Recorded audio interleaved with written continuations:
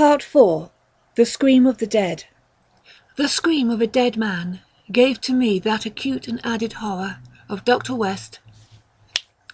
Herbert West, which harassed the latter years of our companionship. It is natural that such a thing as a dead man's scream should give horror, for it is obviously not a pleasing or ordinary occurrence. But I was used to similar experiences, hence suffered on this occasion only because of a peculiar circumstance, and, as I have implied, it was not of the dead man himself that I became afraid. Herbert West, whose associate and assistant I was, possessed scientific interests far beyond the usual routine of a village physician. That was why, when establishing his practice in Bolton, he had chosen an isolated house near the Potter's Field. Briefly and brutally stated, West's sole absorbing interest was a secret study of the phenomena of life and its succession, leading toward the reanimation of the dead through injections of an excitant solution. For this ghastly experimenting it was necessary to have a constant supply of very fresh human bodies. Very fresh because even the least decay hopelessly damaged the brain structure, and human because we found that the solution had to be compounded differently for different types of organisms. Scores of rabbits and guinea pigs had been killed and treated, but their trail was a blind one.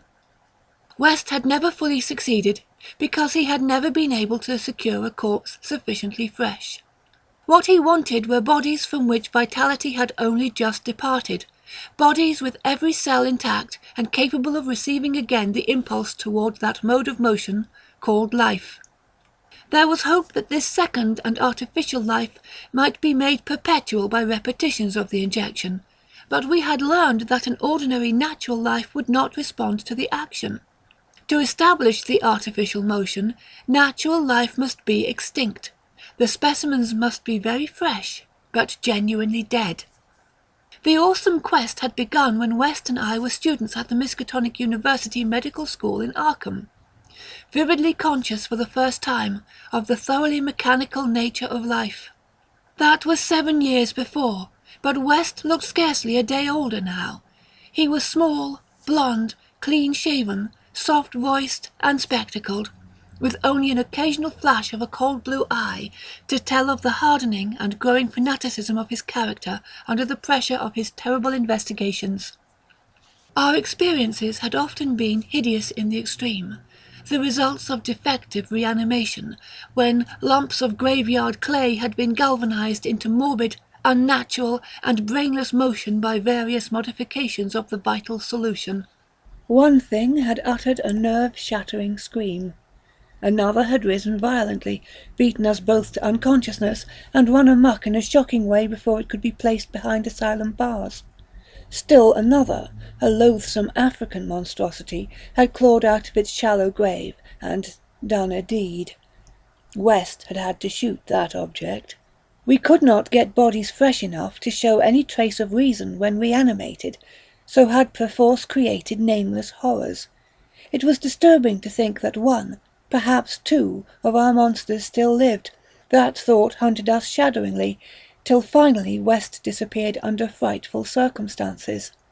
But at the time of the scream in the cellar laboratory of the isolated Boston cottage, our fears were subordinate to our anxiety for extremely fresh specimens. West was more avid than I, so that it almost seemed to me that he looked half covetously at any very healthy living physique. It was in July 1910 that the bad luck regarding specimens began to turn. I had been on a long visit to my parents in Illinois, and upon my return found West in a state of singular elation.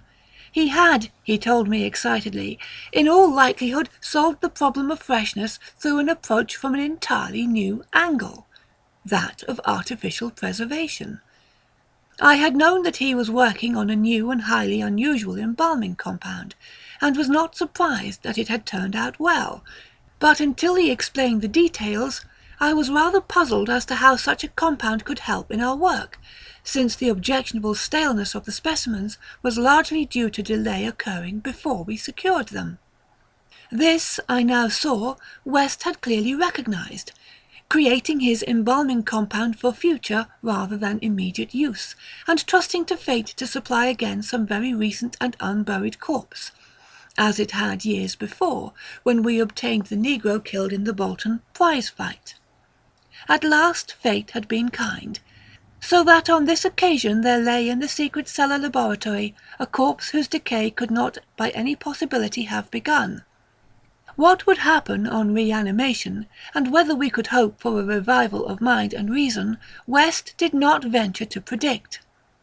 The experiment would be a landmark in our studies, and he had saved the new body for my return, so that both might share the spectacle in accustomed fashion. West told me how he had obtained the specimen.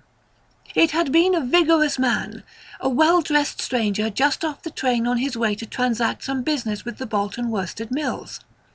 The walk through the town had been long, and by the time the traveller paused at our cottage to ask the way to the factories, his heart had become greatly overtaxed. He had refused a stimulant, and had suddenly dropped dead only a moment later. The body, as might be expected, seemed to West a heaven-sent gift.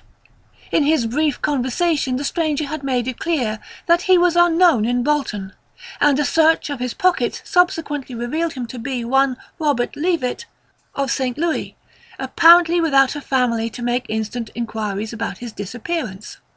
If this man could not be restored to life, no one would know of our experiment. We buried our materials in a dense strip of woods between the house and the potter's field. If, on the one hand, he could be restored, our fame would be brilliantly and perpetually established. So without delay, West had injected into the body's wrist the compound which would hold it fresh for use after my arrival. The matter of the presumably weak heart, which to my mind imperilled the success of our experiment, did not appear to trouble West extensively. He hoped at last to obtain what he had never obtained before, a rekindled spark of reason, and perhaps a normal, living creature. So on the night of July the 18th, 1910, Herbert West and I stood in the cellar laboratory and gazed at a white, silent figure beneath the dazzling arc light. The embalming compound had worked uncannily well, for as I stared fascinatedly at the sturdy frame which had lain 2 weeks without stiffening, I was moved to seek West's assurance that the thing was really dead. This assurance he gave readily enough, reminding me that the reanimating solution was never used without careful tests as to life, since it could have no effect if any of the original vitality were present. As West proceeded to take preliminary steps, I was impressed by the vast intricacy of the new experiment. An intricacy so vast that he could trust no hand less delicate than his own. Forbidding me to touch the body, he first injected a drug in the wrist just beside the place his needle had punctured when injecting the embalming compound. This, he said, was to neutralize the compound and release the system to a normal relaxation, so that the reanimating solution might freely work when injected. Slightly later, when a change and a gentle tremor seemed to affect the dead limbs, West stuffed a pillow-like object violently over the twitching face, not withdrawing it until the corpse appeared quiet and ready for our attempt at reanimation. The pale enthusiast now applied some last perfunctory tests for absolute lifelessness, withdrew satisfied, and finally injected into the left arm an accurately measured amount of the vital elixir, prepared during the afternoon with a greater care than we had used since college days, when our feet were new and groping.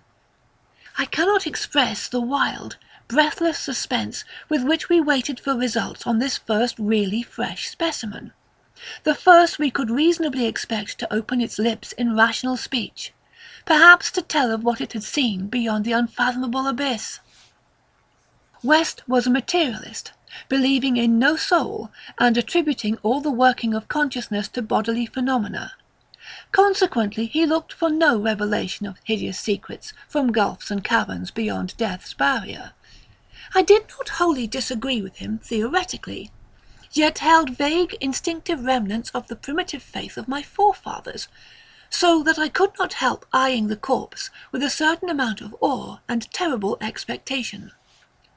Besides, I could not extract from my memory that hideous, inhuman shriek we heard on the night we tried our first experiment in the deserted farmhouse at Arkham. Very little time had elapsed before I saw the attempt was not to be a total failure. A touch of colour came to cheeks hitherto chalk white, and spread out under the curiously ample stubble of sandy beard. West, who had his hand on the pulse of the left wrist, suddenly nodded significantly, and almost simultaneously a mist appeared on the mirror inclined above the body's mouth. There followed a few spasmodic muscular motions, and then an audible breathing and visible motion of the chest. I looked at the closed eyelids and thought I detected a quivering. Then the lids opened, showing eyes which were grey, calm, and alive, but still unintelligent and not even curious. In a moment of fantastic whim I whispered questions to the reddening ears, questions of other worlds of which the memory might still be present. Subsequent terror drove them from my mind, but I think the last one, which I repeated, was, "Where have you been?" I do not yet know whether I was answered or not, for no sound came from the well-shaped mouth, but I do know that at that moment I firmly thought the thin lips moved silently, forming syllables which I would have vocalized as "only now," if that phrase had possessed any sense of relevancy. At that moment, as I say, I was elated with the conviction that the one great goal had been attained, and that for the first time a reanimated corpse had uttered distinct words impelled by actual reason. In the next moment there was no doubt about the triumph, no doubt that the solution had truly accomplished, at least temporarily, its full mission of restoring rational and articulate life to the dead. But in that triumph there came to me the greatest of all horrors, not horror of the thing that spoke, but of the deed that I had witnessed, and of the man with whom my professional fortunes were joined. For that very fresh body, at last writhing into full and terrifying consciousness, with eyes dilated at the memory of its last scene on earth, threw out its frantic hands in a life-and-death struggle with the air, and suddenly collapsing into a second and final dissolution from which there could be no return, screamed out the cry that will ring eternally in my aching brain. "Help! Keep off! You cursed little tow-headed fiend! Keep that damned needle away from me!"